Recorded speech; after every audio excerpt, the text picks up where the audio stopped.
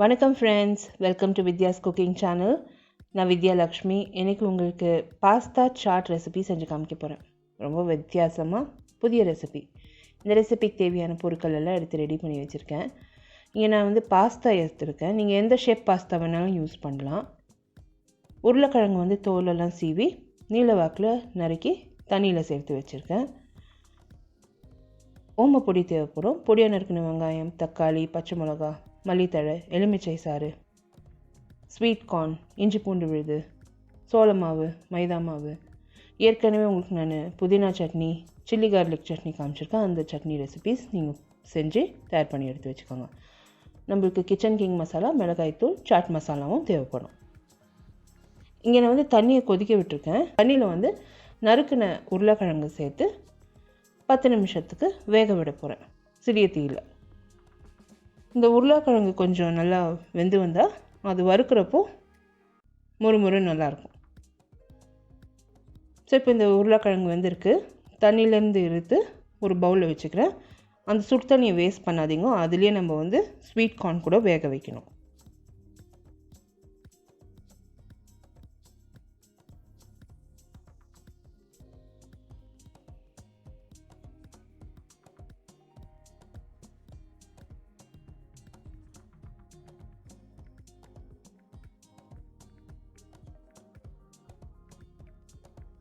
இப்போ சிறிய தீயில் அந்த தண்ணியை வச்சுருக்கேன்.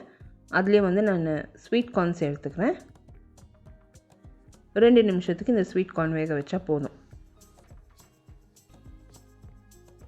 ஸ்வீட் கார்ன் நல்லா வெந்து வந்ததும் தண்ணியிலேருந்து வடிகட்டி ஒரு பக்கம் எடுத்து வச்சிடுறேன்.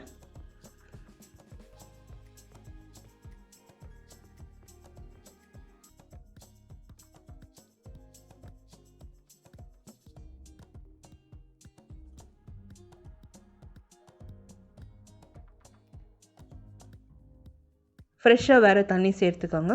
இந்த தண்ணி வேணால் பாஸ்தா வேக வைக்கணும். இப்போ மிதமான தீயில் வச்சு உப்பு சேர்த்துக்கோங்க தண்ணிக்கு.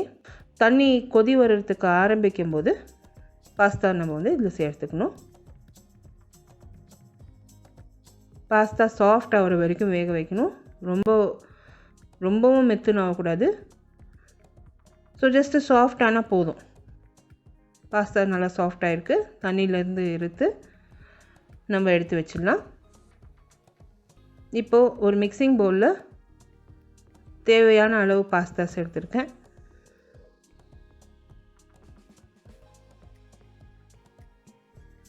ஏற்கனவே வேக வச்ச உருளைக்கிழங்கு,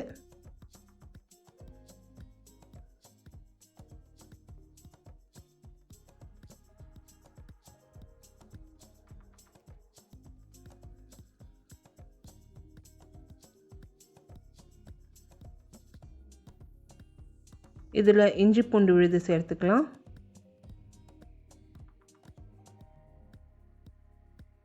கிச்சன் கிங் மசாலா, சாட் மசாலா, மிளகாய் தூள் சேர்த்துருக்கேன்.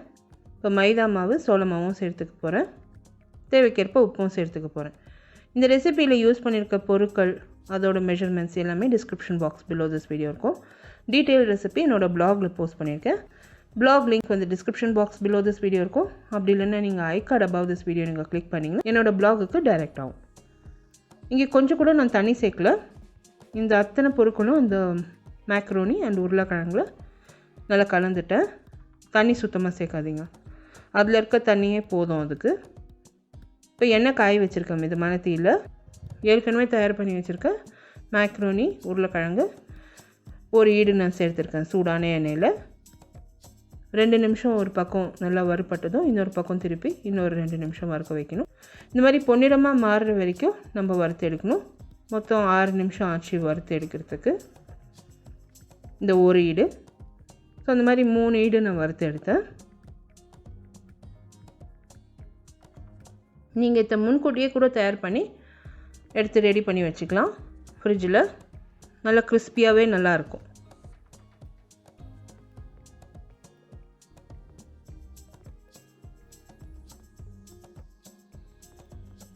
ஸோ இப்போ இது முதல் ஈடு நான் வறுத்துருக்கிறது. 2வது ஈடு, 3வது ஈடு இதே மாதிரி நான் வறுக்க போகிறேன். ஃபார் ரெகுலர் அப்டேட்ஸ் என்னை இன்ஸ்டாகிராம், ஃபேஸ்புக் அண்ட் ட்விட்டரில் லைக் பண்ணி ஃபாலோ பண்ணுங்கள். எல்லா links to my social media என்னோடய இங்கிலீஷ் சேனலோட லிங்க்கு எல்லாமே description box below this video இருக்கும். டீட்டெயில் ரிட்டன் ரெசிபி என்னோடய ப்ளாகில் இருக்குது. ப்ளாக் லிங்க்கும் description box below this video இருக்கும். அப்படி இல்லைனா ஐ கார்டு அபவ் திஸ் வீடியோ நீங்கள் கிளிக் பண்ணிங்கன்னா என்னோடய ப்ளாகுக்கு டைரெக்ட் ஆகும். எனக்கு இந்த ஸ்ட்ரீட் ஃபுட் ஐட்டம்ஸ் சாட்டெல்லாம் ரொம்ப பிடிக்கும். ஸோ இப்போ லாக்டவுனில் வந்து இந்த சாட்டெல்லாம் சாப்பிட்ற மாதிரி நிலமை இல்லை. ஸோ அதனால் வீட்டில் என்ன இருக்கோ அந்த பொருள் வச்சு நான் இந்த சாட் தயார் பண்ணியிருக்கேன். இது ஃபர்ஸ்ட் டைம் நான் தயார் பண்ணுறேன். ரொம்ப நல்லா வந்தது. இந்த உருளைக்கிழங்கு அண்டு பாஸ்தா நீங்கள் வறுக்கிறது அப்படியே கூட சர்வ் பண்ணலாம். நீங்கள் இந்த காய்கறியெல்லாம் சேர்க்கணுன்னு அவசியமே இல்லை. அப்படியே கூட ரொம்ப நல்லாயிருக்கு. ஸோ சிப்ஸ் மாதிரி இருக்குது.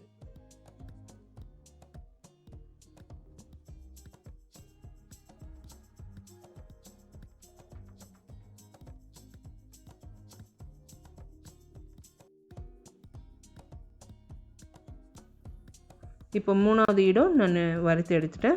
பாஸ்தாவும் உருளைக்கிழங்கும். இப்போ ஒரு பெரிய பேனில் பாஸ்தான் உருளைக்கிழங்கு வறுத்து சேர்த்துருக்கேன். ஏற்கனவே தயார் பண்ணி வச்சுருக்க புதினா சட்னி, மிளகாய் பூண்டு சட்னி சேர்த்துருக்கேன். இதில் வந்து வேக வச்சுருக்க சோளம், பொடியாக நறுக்கின வெங்காயம், தக்காளி, பச்சை மிளகா, மல்லித்தழை சேர்த்துக்கிறேன். எலுமிச்சை சாறு ரொம்ப முக்கியம். இதில் அந்த ஃப்ளேவர் ரொம்ப நல்லாயிருக்கும். அடுத்து வந்து சாட் மசாலா தூள் கொஞ்சம் சேர்த்துக்கிறேன். ஒரு முறை நல்லா கலந்து இதில் வந்து பரிமாற போகிறேன். ரொம்பவே அருமையாக வந்தது. நீங்கள் ஓமப்பொடி சேர்க்கலாம், இல்லை விட்டுடலாம். இந்த பாஸ்தாவே நல்லா கிறிஸ்பியாக இருந்தது. நான் ஃபோட்டோகிராஃபிக்காக நான் கொஞ்சமாக ஓமப்பொடி சேர்த்தேன். அது தேவையில்லை. இந்த பாஸ்தா அப்படியே நல்லா இருந்தது.